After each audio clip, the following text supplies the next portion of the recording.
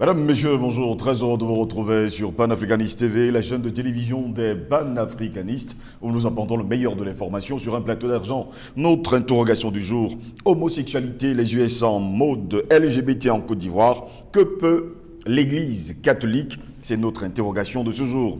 Eh bien, mesdames, messieurs, il y a un drapeau arc-en-ciel LGBT sur la grille de l'ambassade des États-Unis à Cocody. Des catholiques disent non à ce trafic d'influence. Eh bien, mesdames, messieurs, des voix se lèvent chez des catholiques pour dénoncer le drapeau arc-en-ciel LGBT placardé sur la grille de l'ambassade des États-Unis à Cocody. Une image véhiculant des valeurs opposées, d'ailleurs, anime la toile en ce moment. La scène se passe dans la commune de Cocody du côté de la Côte d'Ivoire, précisément à Rivera Golf. Elle met en opposition le drapeau arc-en-ciel placardé sur la grille de l'ambassade des États-Unis en Côte d'Ivoire et un message présentant la position claire de l'Église catholique sur la nécessité de ne pas laisser le monde aller à la dérive. Deux institutions voisines, l'une religieuse et l'autre diplomatique. Avec ses couleurs, le drapeau arc-en-ciel LGBT est un symbole du mouvement LGBT depuis les années 1970, nous dit-on. Il encourage l'homosexualité et tous les travers.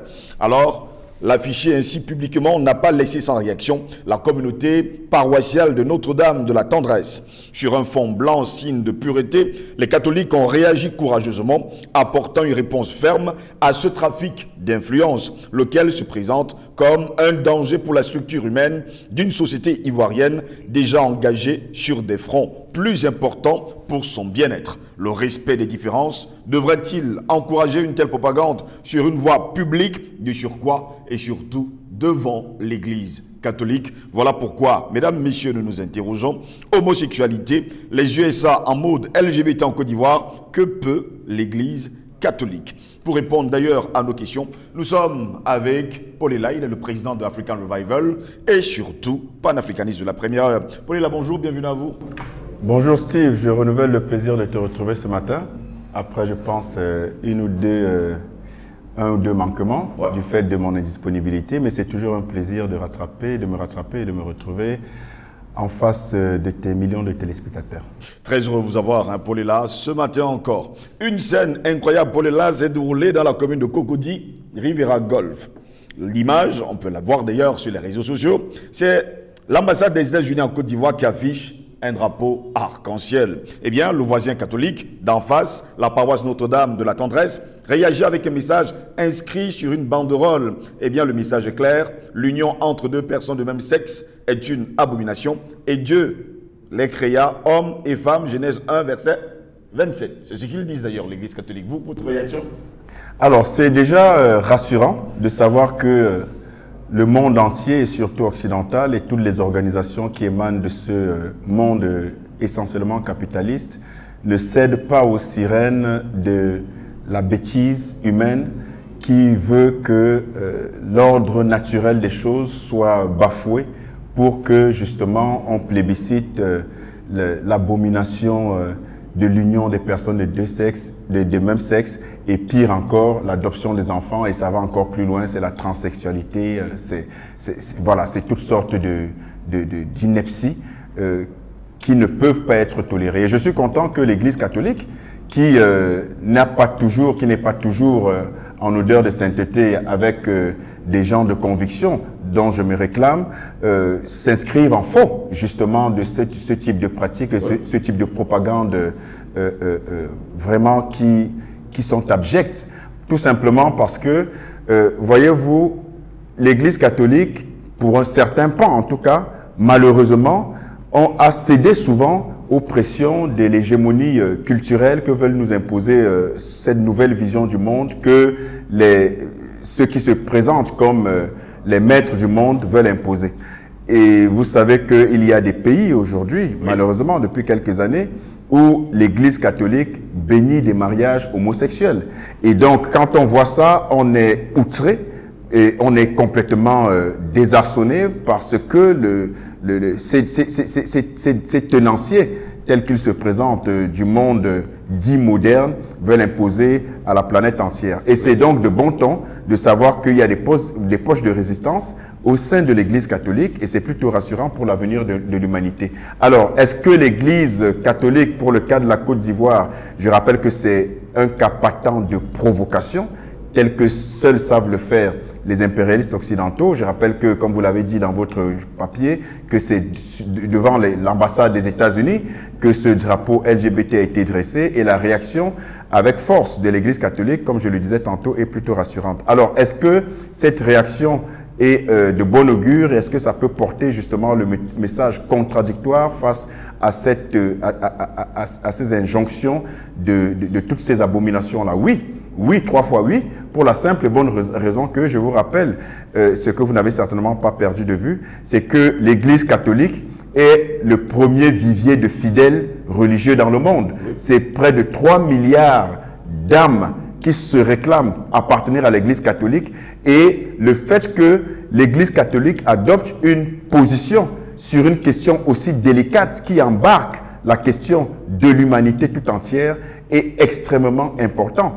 Et donc, oui, que l'Église catholique qui se retrouve, qui plus est en face de cette provocation-là, réagisse avec force et sans ambiguïté, évoquant très justement la création divine qui a été faite pour que des personnes différentes, c'est-à-dire hommes et femmes, se mettent ensemble, même pas seulement pour procréer, mais même pour le plaisir humain, et en plus encore pour procréer, tombe totalement sous le sens. Pas seulement sous le sens de la religion, mais là il s'agit de l'Église catholique, donc elle est dans son bon rôle, et c'est tant mieux, mais dans le sens même de la nature, telle qu'elle est conçue. Et donc oui, c'est rassurant, c'est réconfortant de savoir que ce n'est pas toutes les organisations, ce sont pas toutes les organisations, ce n'est pas toute l'humanité qui cède justement aux sirènes de ce chantage machiavélique qui veut biaiser l'ordre naturel humain. Avec ce drapeau LGBT devant la clôture, en fait, sur la clôture de l'ambassade des États-Unis, on va le dire comme ça, en Côte d'Ivoire, est-ce un appel ou alors est-ce une imposition, on va le dire comme ça, de l'homosexualité en Côte d'Ivoire? Oui, mais c'est pas nouveau, mon cher Steve, c'est pas nouveau. On sait très bien que les pays d'Afrique, en général, sont la cible de toutes les machinations de l'Europe et de l'Occident impérialiste, depuis toujours, depuis près de 2 millénaires. Et plus récemment, moins lointain encore, depuis la période de l'esclavage au XVe siècle, de la colonisation depuis 1884 et du néocolonialisme que nous vivons aujourd'hui. Je vous rappelle que quand on parle d'esclavage et de colonisation et de néocolonisation, il ne s'agit pas de colonisation de peuplement pour ce qui est de l'impérialisme occidental. La colonisation de peuplement, c'est que vous venez vous installer, mais vous n'imposez pas vos lois, et vous gagnez des territoires que vous accaparez, mais là il s'agit de colonisation, d'exploitation et d'asservissement que l'Afrique subit depuis au moins un millénaire. Et quand on parle d'asservissement et d'exploitation à outrance, faut le dire, évidemment qu'il y a l'asservissement culturel, il y a l'asservissement spirituel, il y a l'asservissement de toute forme de dérive morale et mentale. Et donc, l'homosexualité, pour l'Occident, est un canal pour prolonger l'asservissement des peuples africains d'un point de vue spirituel et culturel. Parce qu'il ne s'agit pas seulement, il faut bien que les gens s'en rendent compte, il ne s'agit pas seulement d'une pratique physique et d'un choix entre les personnes. S'il s'agissait que de cela, l'Occident ne se serait jamais employé à imposer cette pratique abjecte en Afrique. Mais comme il y a derrière une dimension spirituelle et culturelle pour davantage phagocyter et annihiler l'originalité et le caractère même originel de la culture et de la spiritualité africaine, on comprend bien que le plan va beaucoup plus loin que les simples libertés qu'on veut nous présenter. Mais mon cher Steve, il y a plusieurs autres minorités qui posent des problèmes de liberté. Parlons par exemple du racisme.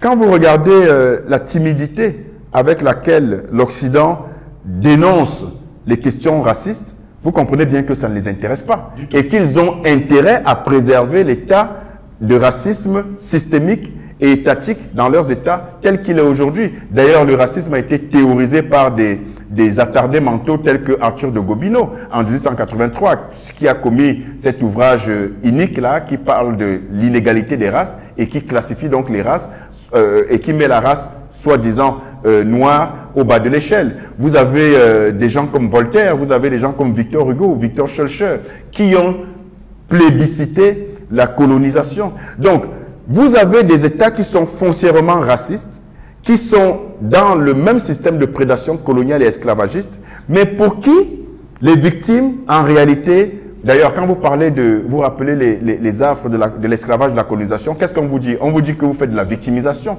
et qu'il faut oublier et avancer. Donc, ça ne les intéresse pas. Et ils ont quelques actions folkloriques là, quelques affiches non au racisme et tout, mais ça s'arrête là. Mais ce n'est pas avec la même vigueur qu'ils défendent des causes qu'ils considèrent justes comme l'homosexualité. Vous comprenez très bien qu'il y a un intérêt pervers derrière qui n'a rien à voir avec la liberté des humains. Si ce n'était que la liberté des humains, ils se limiteraient à souhaiter que ces minorités-là vivent leur sexualité, même dissidente, dans l'intimité, et que ça s'arrête là.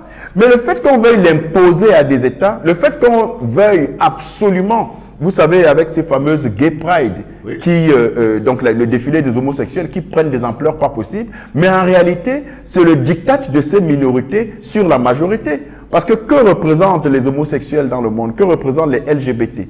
Si ce n'est une petite portion comme ça d'individus égarés, évidemment, que nous ne détestons pas au point de les priver de liberté, parce que bon, c'est aussi une extrême. Mais je peux vous dire que il n'est pas admissible de tolérer la prolifération de telles pratiques parce qu'elles sont, je le dis, je l'assume, contre nature. Qu'on ne nous dise pas qui définit ce qui est normal, qui définit ce qui n'est pas normal. C'est totalement anormal parce que vous voyez bien que, aussi bien physiquement, morphologiquement qu'émotionnellement, l'homme et la femme sont complémentaires.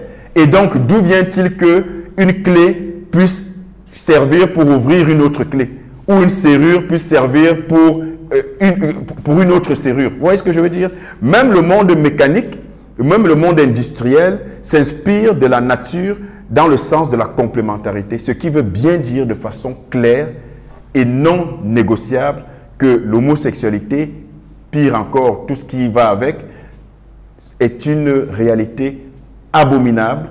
Et ceux qui se retrouvent dans cette anormalité ne méritent pas autre chose que de la compassion de notre part, mais non pas de la compréhension au point de donner libre cours à cette façon de faire et à cette pratique. Pour l'instant, c'est la paroisse Notre-Dame de la Tendresse de Cocody qui se lève en tout cas contre cette pratique qu'on appelle les LGBT. Les autorités ivoiriennes ne disent rien. Est-ce que les Ivoiriens vont se laisser faire ou alors vont se taire? Alors, comme d'habitude, moi je fais toujours le distinguo entre les populations et les dirigeants. On connaît la posture, malheureusement, des dirigeants ivoiriens face à la communauté dite internationale, et on connaît la soumission de ces dirigeants, la soumission assumée et même réclamée de ces dirigeants à l'impérialisme occidental et à tous ces desiderata, quels qu'ils soient, même les plus abjects. Et donc, moi, je ne serais pas surpris qu'ils se taisent, qu'ils ne disent absolument rien et qu'ils laissent faire, ou alors qu'ils utilisent quelques subterfuges pour tenir le double langage et pour endormir les consciences. Ça ne m'étonnerait pas du tout. Mais est-ce que les Ivoiriens, en tant que peuple, vont se laisser faire? J'en suis certain, non, 3 fois non. Tout simplement parce que le peuple ivoirien, les populations ivoiriennes sont aguerries, sont suffisamment lucides pour se rendre compte que depuis, comme je l'ai dit tantôt, au moins un millénaire, l'Occident impérialiste piétine la dignité des peuples africains et qu'il n'est plus possible de céder à leur chantage hégémonique, et l'homosexualité et son plébiscite par les officines occidentales qui n'ont cesse de vouloir phagocyter en fait la réalité originelle de l'Afrique dans sa spiritualité et sa culture. Les Ivoiriens ne vont pas l'accepter. Ça, c'est une certitude absolue parce qu'ils sont dotés de bon sens et ils n'ont pas perdu le sens justement de l'ordre naturel des choses. Pour l'instant, beaucoup d'Ivoiriens qui ont d'ailleurs tweeté, on va le dire comment, sur les réseaux sociaux, trouvent que c'est une provocation de la part des Américains et surtout de l'ambassade des États-Unis en Côte d'Ivoire. Une provocation de trop, Steve. Ce n'est pas une nouvelle provocation, c'est une provocation de trop. L'Occident n'a cesse de provoquer et d'insulter les intelligences de l'Afrique. C'est récurrent, c'est permanent. Vous vous rendez compte que des pays qui sont supposés avoir obtenu des indépendances depuis les années 1960, de la bouche même de leurs prédateurs qui se vantent d'avoir octroyé les indépendances pendant que, gentiment, magnanimement, pendant que on sait que les véritables indépendantistes et souverainistes africains ont été assassinés, humiliés et écartés jusqu'au milieu des années 60 pour laisser libre cours, la place en tout cas, à des hommes liges au service justement des desiderata des Occidentaux, et que on se demande finalement jusqu'où va aller le double langage des Occidentaux. Et donc oui, il est évident, il est acté que l'Occident se fout royalement des intérêts des peuples africains, et il n'est plus possible pour les Africains de croire en une once de bon sens venant de ces gens-là. Et donc, oui, les Ivoiriens doivent être vigilants. Oui, les Occidentaux sont dans leur rôle de schizophrénie avancée. Et il n'y a rien à attendre de bon venant de ces gens-là, si ce n'est de continuer à vouloir imposer un ordre inique que les Africains et donc les Ivoiriens, dans ce cas, ne sont pas prêts à accepter. L'autre curiosité, c'est qu'il y a quand même certains Africains qui appartiennent à des ONG qui défendent justement l'homosexualité sur le continent africain. Pour bon nombre d'Africains aujourd'hui, pour ne pas dire la majorité des Africains, ce genre de personnes devraient être clouées au pilori. Alors, ce sont des... Je ne sais pas quel est le qualificatif, mais ces gens-là font la honte de l'Afrique. Ce sont des misérables. Je dis, si ça n'a pas bien été entendu, ces gens sont des misérables. Et je pèse mes mots et je l'assume pour la simple et bonne raison que dès que vous vendez votre âme pour un intérêt personnel, au détriment de l'intérêt public, au détriment de votre peuple, alors vous êtes un misérable. Ces gens, ce sont des misérables parce qu'en réalité, ils ne roulent que pour leur propre compte et ils font les voyageurs représentants placés, donc les agents, les commerciaux de cette déferlante horrifiante que sont les LGBT et toutes les autres pratiques contre nature. Ce ne sont pas des gens qu'il faut considérer comme des Africains parce que, comme le disait un certain Steve Biko et Malcolm X également, ce n'est pas parce que vous avez la peau noire que vous êtes africain. Il suffit de voir, d'analyser, enfin de conclure par vos actes, par vos agissements pour se rendre à l'évidence que vous ne plaidez pas pour l'Afrique et que vous roulez pour les puissances étrangères. C'est exactement le cas de ces gens-là qui, en fait, se font du beurre, ménagent leurs petits intérêts et ne pensent qu'à leur confort personnel et à celui de leur famille au détriment des intérêts généraux pour justement se placer dans le camp des ennemis de l'Afrique, des ennemis de l'humanité tout court. Et ce n'est juste pas acceptable. Ce sont des misérables et il faut les combattre jusqu'à la dernière énergie pour préserver la liberté et la dignité de l'Afrique. Pendant ce temps, il y a quand même un gros mensonge qui est véhiculé ces derniers temps-ci, les nouveaux droits de l'homme. Et quand on parle de nouveaux droits de l'homme, on parle justement de la défense, on le dit comme ça, des LGBT. Oui. Et on veut imposer cela à tous les Africains. Oui, c'est une autre mascarade, c'est une autre ineptie, c'est une autre injonction subtile, intolérable. Parce que quand on dit les nouveaux droits de l'homme, oui, quand on le dit, parce que je sais bien que c'est désormais comme ça qu'ils appellent certains droits dits de l'homme. Mais en réalité, c'est de la manipulation sémantique. Et dans nouveau, il faut bien entendre toutes sortes d'abominations qu'ils veulent intégrer dans ce concept de nouveaux droits de l'homme. Pourquoi nouveaux droits de l'homme? Est-ce que l'homme, avec grand H, a changé? Est-ce que vous comprenez ce que je veux dire? Depuis la création, depuis que Dieu a créé l'être humain, jusqu'à ce jour, ça fait des dizaines de milliers, voire des millions d'années. Est-ce que l'homme a changé? Je veux dire, quand je dis l'homme, est-ce que les aspirations de bien-être de l'homme ont changé? Non. Oui, il y a des modernismes qu'on peut considérer comme tels, il y a des nouvelles données sociales, sociétales qu'il faut intégrer. Mais l'homme en lui-même, tel qu'il est constitué, que ce soit femme ou homme avec petit h, n'a jamais changé dans sa structure, dans ses aspirations, dans ses aspirations donc de bien-être. Il a besoin de quoi l'homme avec grand H? De respirer, de se nourrir, de se déplacer, d'être en bonne santé. Point barre, avec quelques autres artifices autour qui contribuent justement à son bien-être. Mais ça n'a jamais changé. Et donc on ne nous dise pas les nouveaux droits de l'homme, puisque ces droits inaliénables sont les mêmes depuis toujours.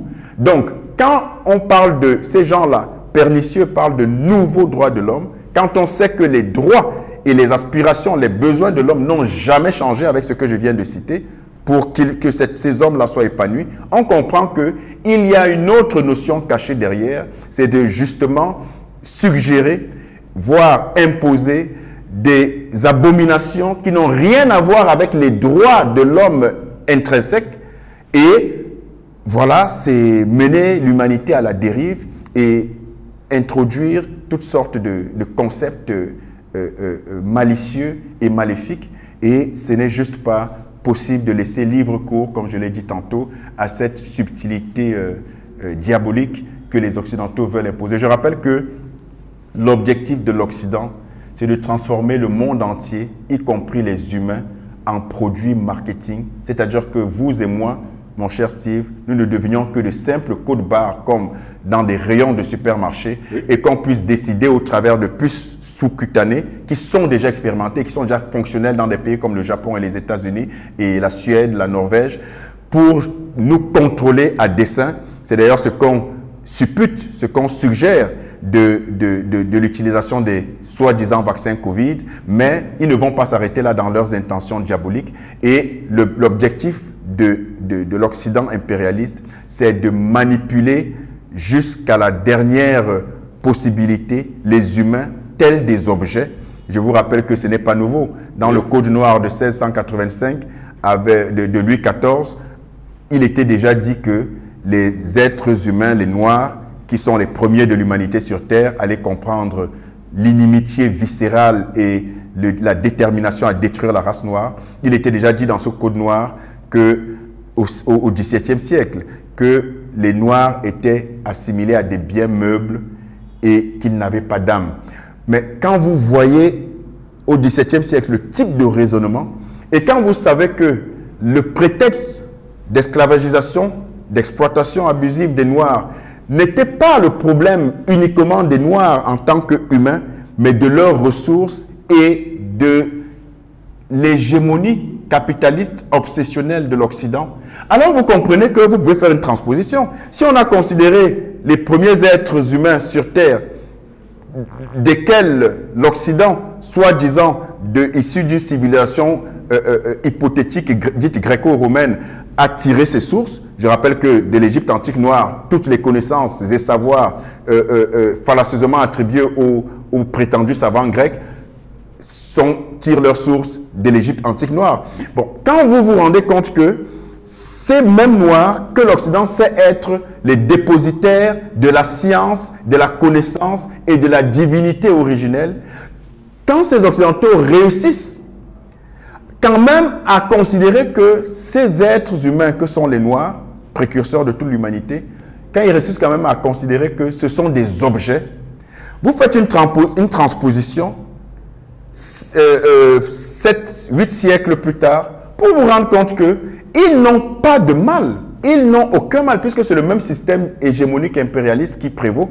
Ils n'ont aucun mal dans leur mépris de l'humanité et de l'humain. Ils n'ont aucun mal à passer au stade du transhumanisme, passer au stade de la GMA, de passer au stade de la PMA, de passer à tout ce qui instrumentalise l'homme et qui consiste à faire de lui un objet, un simple produit marketing pour justement satisfaire leurs desiderata capitalistes. Vous comprenez que c'est une continuité dans leur logique.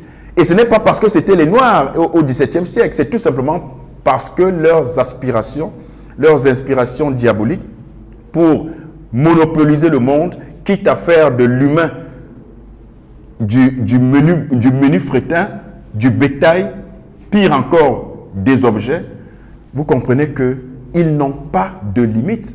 Et l'homosexualité telle qu'elle est imposée s'inscrit dans la même logique. Parce que vous avez, quand on parle d'homosexualité, après c'est passé à l'adoption des enfants par les couples homosexuels, ce qui est une abomination absolue qu'il ne faut même pas tolérer. Maintenant que ces gens qui choisissent de se mettre ensemble, des gens de même sexe, et qui évidemment, parce que Dieu n'est pas fou, ne peuvent donc pas procréer, on leur donne le droit d'adopter des enfants innocents. Mais ces enfants, c'est des enfants condamnés. Mais c'est extrêmement grave. Maintenant, quand il faudra, je vais vous montrer la dimension mercantile, économique, de prédation de ces gens qui n'ont Dieu que pour les intérêts capitalistes. Quand ils acceptent et plébiscitent l'homosexualité, ils continuent avec l'adoption des enfants, mais pour adopter des enfants, c'est un business, non? Oui. Bon, maintenant, quand les femmes se mettent ensemble et qu'elles ne peuvent pas procréer, si ce n'est pas l'adoption des enfants, on peut passer par la GMA, la GPA, pardon, la gestation pour autrui, ou la PMA, la production médicalement assistée, oui. La procréation, pardon, médicalement assistée. C'est un business, mon cher Steve, c'est un business. Est-ce que vous savez à combien on va vendre des fœtus, à combien on va vendre des produits pour la procréation? Tout ça, c'est capitaliste. Et je dis donc que le prétexte des libertés des personnes LGBT n'est qu'un fallacieux prétexte. L'objectif est ailleurs. Il est capitaliste. Il est dans la destruction de la famille traditionnelle pour imposer justement des codes immoraux. Merci à vous, Paul, d'avoir été des nôtres. Merci, Steve. Mon plaisir. Mesdames, Messieurs, c'est ici que s'achève cette autre édition de Parole panafricaniste. Au plaisir de vous retrouver très prochainement. Restez sur Panafricaniste TV. L'information est en continu sur notre chaîne. Bonne journée à toutes et à tous.